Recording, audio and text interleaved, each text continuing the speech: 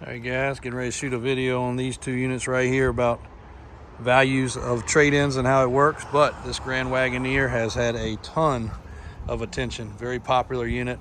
There is a deal pending. There was a couple little punch list items and working on those currently.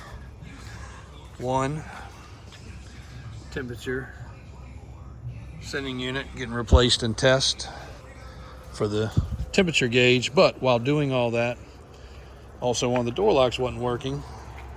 Not real fun to pull a door panel apart on something that's 30 or 40 years old, but really nice when you do pull one apart and it still has all the factory plastic here, and you can actually see how solid this thing really is.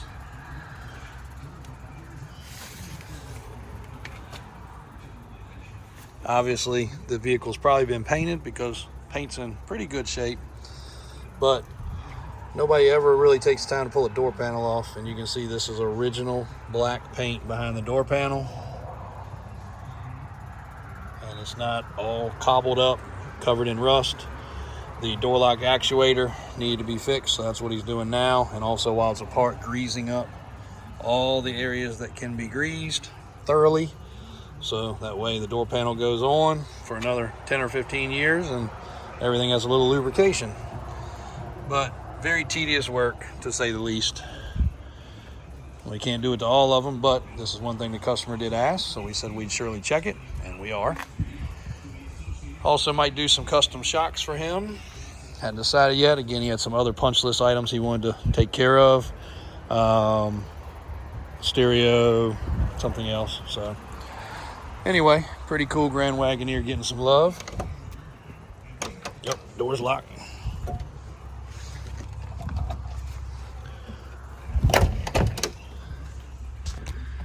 Stereo is now working like it's supposed to. Also some finishing touches on this K5 for a customer. Bring you a full video on this one soon, but it's got the power steps, the steering, the track bar. This one was a pretty thorough custom build here. A lot of stuff was done by the previous owner. He actually restored this for his wife, and then we acquired it, and it needed a lot of finishing touches, which is now getting. Actually just got a matching spare tire and wheel in for it.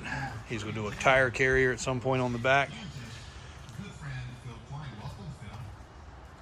This truck was a manual window truck. Now it's a power window truck. Pretty cool. Got the pod speakers down the bottom there. Stereo. He wanted an in-car camera and a forward-facing camera. All kinds of cool stuff there. Of course, custom dash. Still a lot of little touches to be done, but got the frame support, got the steering box, crossover steering, track bar, Fox shocks.